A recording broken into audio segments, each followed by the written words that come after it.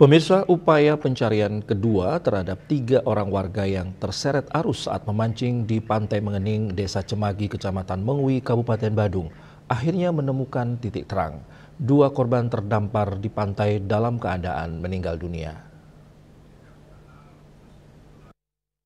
Penemuan pertama oleh warga yang melintas sekitar pukul 8 WITA di Pantai Nyanyi, yakni sebelah utara di Pantai Cemagi, kurang lebih berjarak 785 meter dengan heading 339.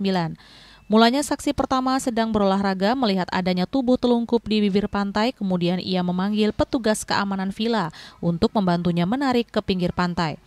Mereka segera melaporkan ke Polsek Kediri dan ditindaklanjuti oleh tim SAR gabungan merapat ke lokasi siang harinya. Polsek Kediri memberikan info terkait penemuan korban, yakni identitas atas nama Muhammad Rohmat, 36 tahun, laki-laki, asal Jember, Dusun Krangkongan, Desa Tegalwangi, Kecamatan Umbul Sari, Kabupaten Jember, Jawa Timur.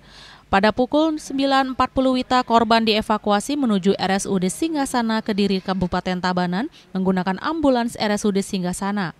Penemuan kedua berada di Pantai Nyanyi, sebelah utara Pantai Cemagi, berjarak 486 meter, dengan heading 344 pada pukul 11.20 WITA.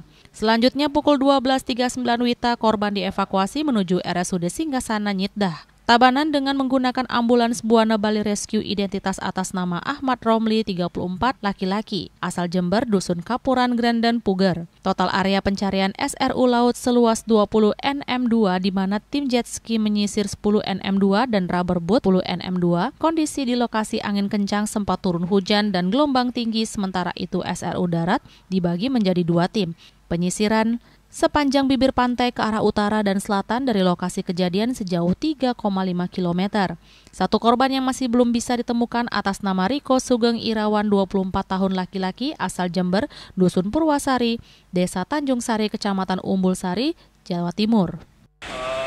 Seru dibagi menjadi 2 tim, seru laut dari jet ski Basarnas dan rubber boat Palawista melaksanakan pencarian di sekitar lokasi kejadian hingga ke arah barat. Untuk seluruh darat melaksanakan penyisiran ke arah timur dan ke arah barat dari LKM.